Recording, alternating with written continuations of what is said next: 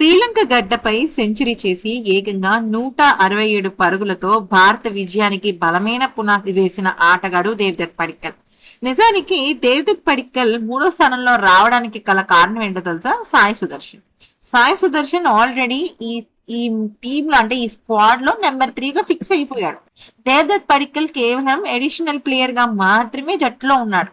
అయితే ఎప్పుడైతే మూడవ స్థానంలో సుదర్శన్ పక్కకి వెళ్ళిపోయాడో ఆ అవకాశాన్ని దేవదత్ పడిక్కల్ చాలా అద్భుతంగా ఉపయోగించుకున్నాడు.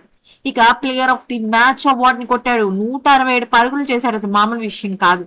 అసలు ఒక చెప్పాలి అంటే తనే ఒక ఇన్నింగ్స్ ని స్థాపించినట్టుగా చేసేసాడు అనమాట.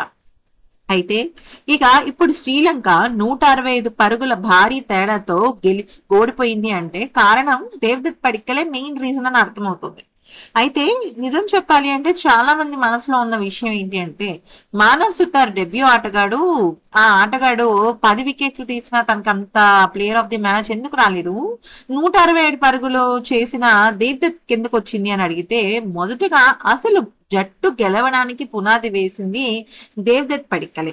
ఇక్కడ ఇంకొక ఆసక్తికరమైన విషయం ఏంటంటే మూడవ స్థానంలో ఆడటం కూడా చాలా పెద్ద విషయం అనమాట. ఎందుకంటే తనకి అవకాశం నార్మల్ గా రాలేదు. సాయి సుదర్శన్ అవుట్ అవ్వటం వల్లే ఈ అవకాశం వచ్చింది.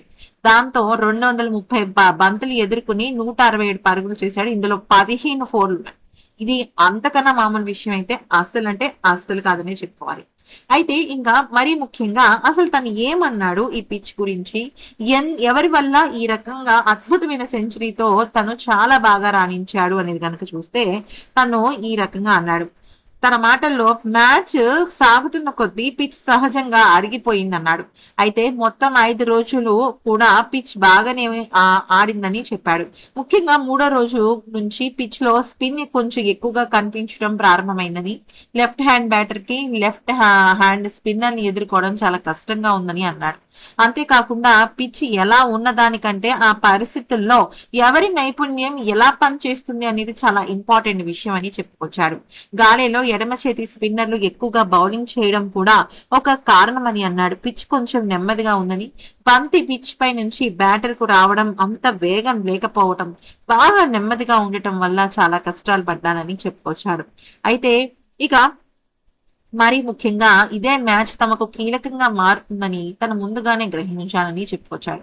కానీ తను ఈ రకంగా సెంచరీ చేయడానికి ప్రధానమైన కారణం కేఎల్ రాహుల్ అని, తను పక్కనున్నంతసేపు చాలా తనని ఎంకరేజ్ చేశాడని, తను గాయపడిన తర్వాత కూడా నువ్వు క్రీజ్ లో నిలబడి నిలదొక్కుకోవాలి అని తను చెప్పిన మాట చాలా ఎక్కువగా తనని ప్రభావితం చేసిందని ఇక దేవదత్ పడిక్కల్ చెప్పుకొచ్చాడు. ఈ వీడియో కనుక నచ్చితే లైక్ చేసి సబ్స్క్రైబ్ చేసుకోండి.